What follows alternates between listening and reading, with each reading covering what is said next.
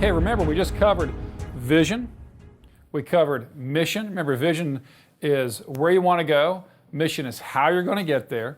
We also talked about how to make change, the 0.5% a day rule, where over a period of 15 months you're making 800% improvement in productivity. Okay, now let's begin to talk about the 6 steps to double your impact. Things you can do really quickly to make massive amounts of change very, very quickly. So number 1 is identify the few tasks that make the greatest difference in your life or toward your objective. So if you're trying to grow your faith and you haven't read the Bible very regularly, then that would be one thing you could start as a daily routine. I'm going to start every day praying and reading God's Word. That would make massive change in your life. And that's something you could do quickly. Number 2, identify routine tasks that can be eliminated. For example, let's say you're in the habit of waking up and checking Facebook for half an hour. And then later in the day you do the same thing. Or in the evening you do that. This is time that is forever spent and it will never come back. So let's try to spend our time on more productive things. Number 3, simplify. Do fewer things better and see them out through completion. If you were to read books, read it all the way through. Stay on the thought. And leverage. So inside of the third point, it's called SLAM. Simplify, leverage, accelerate, and multiply. SLAM. Simplify, leverage, accelerate, and multiply. Simplify is just do fewer things, do them well. Leverage is learn from others' mistakes and others' successes. That's leverage. Number 3 is accelerate. Try to accelerate, and as you get more efficient, you can do things more efficiently, more quickly, and with fewer distractions. And multiply. What I mean by that is if you're going to run an errand or do study, do all of your studies at once. Study the 3 topics at once. Finish one, go to the next, and bunch things together. So you multiply your effort instead of trying to do things sporadically. So you're grouping things. Now going back, so the first was identify the few tasks and focus on them. Second was eliminate routine things that don't need to be done at all. 3 is a SLAM principle. 4 is schedule time to think. So in the morning is the best time I have found to think and to make my plans for the day. And so what I do every day is I start a day by saying what needs to be accomplished today that's in keeping with my long-term goals. And then I also like to find out what obstacles am I facing. What am I facing today that's really difficult?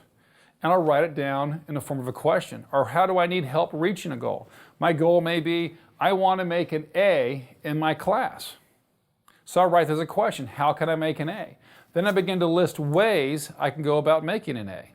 I can study in the morning.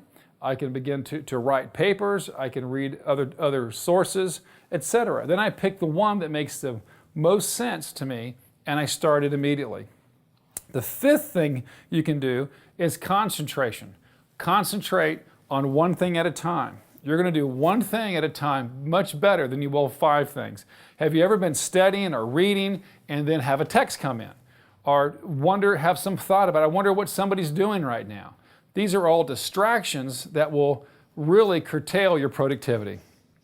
Once we know where we want to go, we have vision, we have mission, we have written goals.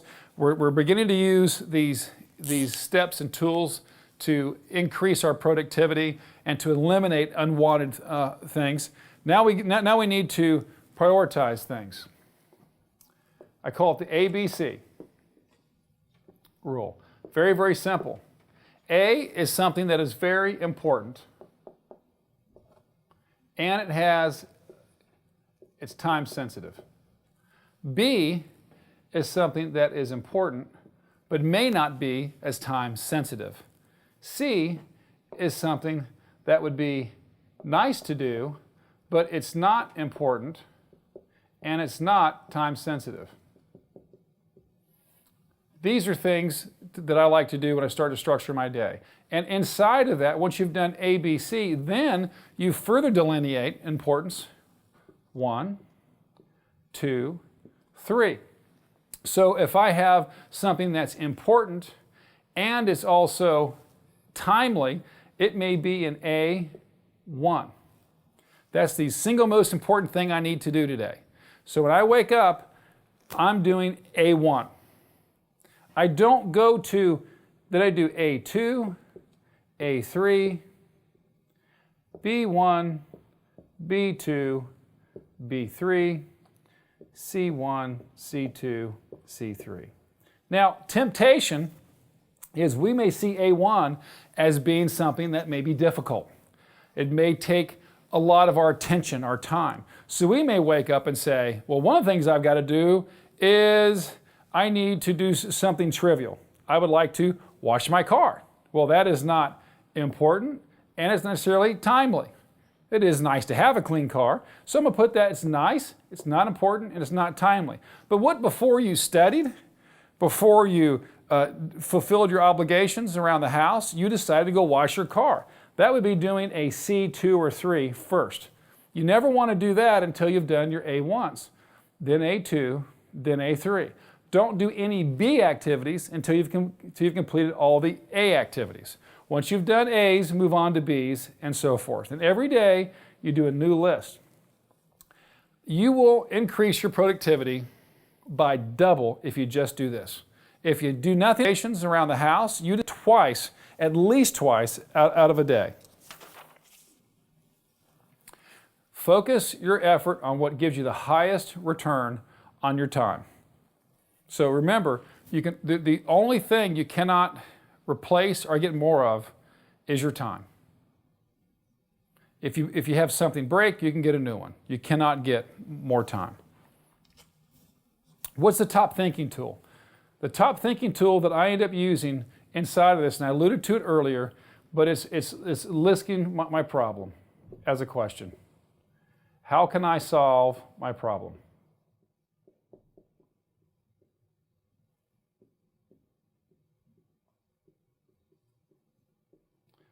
So let's say we have a really big problem, something that's just not easy. We just can't think about it. What if you're an entrepreneur and you're trying to start a business? Or what if you don't know what kind of business you want to start? Or if you want it to do something, how do you do that? Write it as a problem. So the problem may be, how can I earn $15,000 while I'm in school during the year? How can I do that? Well, then I would write as an answer to these 21 ways to do that. I know that seems like a lot, and it is, but all the way down to 21. And by the time you get to 21 of ways you can do that, you will have something that makes sense. Pick that activity, and you begin doing that now. How can I make it A? How can I grow in wisdom and knowledge in God's Word? Think of ways to do that. Begin it. You can call somebody. You can call your elder and ask them about that. You could ask other Christians, what have they done to grow in the Lord? How do they grow in humility? How do they grow in patience? How do they grow? Find out answers and begin to work on these things. These are all things that can do that makes significant change in your life. And that goes back to my leverage principle. If you can ask other people, they're more than happy to share with you how they do things.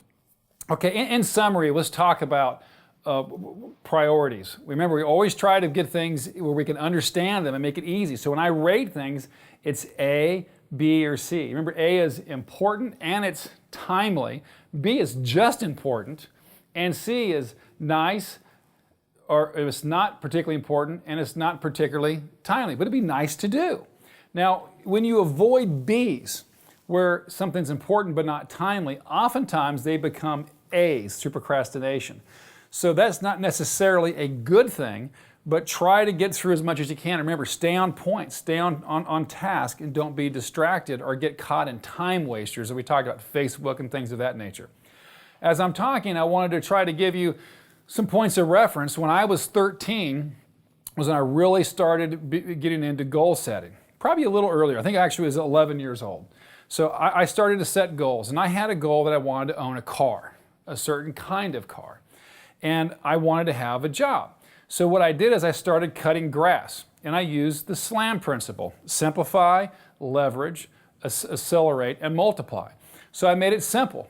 I was going to cut grass. That was simple. Then I wanted to use leverage? Well, I used my father's lawnmower.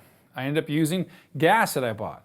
And then I wanted to accelerate. So then I started going to more neighbors while I was cutting grass at one yard. I said, well, how about if I cut grass at the neighbors and their neighbors and their neighbors? And then I decided to try to multiply. So then I went to the neighbor who I saw a kid outside and said, how would you like to cut grass? And he goes, well, I'd love to cut grass. I said, well, you can use your dad's mower and gas and I will pay you. And that's what I did. So I used the SLAM principle. And in a very quick period of time, I was cutting a tremendous amount of grass for people. And then I moved from being a person cutting the grass to one supervising the labor force. So then now I'm 11 years old, and I'm being dropped off in a neighborhood, and I'm cutting all the yards, and I'm not cutting any grass myself. I'm supervising it. Then I started asking, who else do you know that may want their yard cut? Then they would tell me. So then I grew to the whole community. I'm cutting grass. I'm cutting grass everywhere. And then I started to make return. And then as I made return in cash, I looked to invest it. Now I've always been bent toward investing, so I started to invest in equities and stock and later real estate. But these are things that we ended up doing because of the SLAM principle. So these are things, remember, you can always think big. Don't think too small. At 13, I wanted a car. How many 13-year-olds want a car? So I bought my very first car at 13, but I wanted to have a certain kind of car, a Mercedes. So I fixed up the car that I had, and I still had my lawn business, but I wanted to see if I could take my initial investment and grow it to one large enough to pay cash for my car, separate and apart from my earnings. So I took the first car, I paid $300 for it. I washed it, waxed it, sold it. Sold it for $800, made $500 profit. Then I did it again, and again, and again. And within a number of years, I'd done that 20 times, and I paid cash for a Mercedes that I did without ever putting any additional money in it, just rolling up the investment that I made in the very first car. So these are all tools. They're easy to do, but you can't become distracted. You've got to be focused and be focused on the end result. My end result is I wanted to have a certain kind of car by the time I was 18. And I was able to do it and not get off track. So when I made return, I would tithe on it, but I wouldn't say, well, I really want is a car and a jet ski. I didn't do that. I wanted the car that I wanted, and I stayed on track, stayed on point. So whatever it happens to be for you, remember to be focused. Grades, same thing. Don't accept mediocrity in your life. Go for excellence. It says in the Bible, a man who's diligent in his work will stand before kings. So be diligent, be hardworking, be focused, be willing to pay a price that others won't pay. And how you do that is just being a little better. If you were to think of a race, a car race or a horse race, there's a first place, a second place, a third place. The first place, the purse they have is 10 times larger than the third place. They're not 10 times faster, they're just a little bit faster. So make sure that you're the one that goes the extra mile. As we finish up the talk on priorities, let's look at the 3 Ds of success. Really, we've talked about vision, we've talked about mission, we've talked about having goals that have dates and specifics, we've talked about trying to maintain focus and to have priorities A, B, C, and inside of that number them 1, 2, and 3. But really all of this is fantastic, but the icing on the cake are the 3 Ds. The 3 Ds are decisiveness, dedication, and discipline.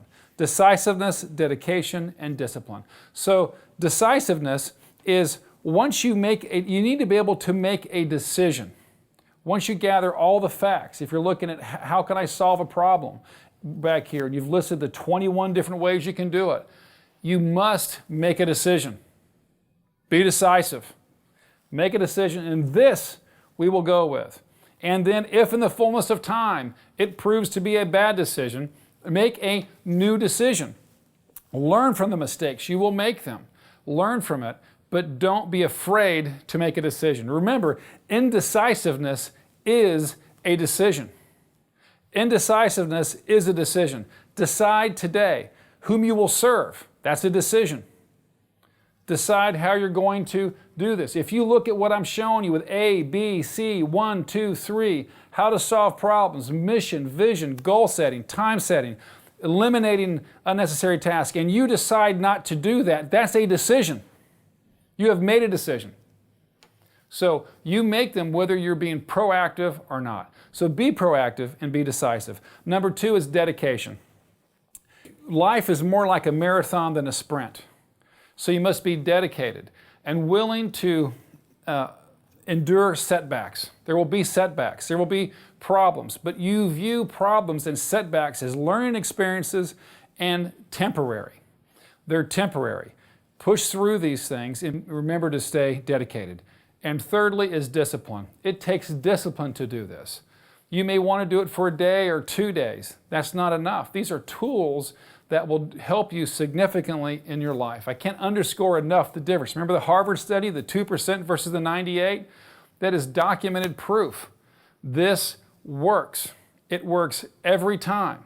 If you focus on the most important task at that time and you finish that task without wavering, that will make an impact. Imagine if you do that your entire life. You'll be a person who, remember we took the question about do you want to be a great person or not, or make a difference or not, or be a great theologian or not? What makes the difference of all these people? They decide to do it. They make a decision. They are dedicated to do it, and they are disciplined to do it. Even when they don't feel like it, they do it. Thank you for your time.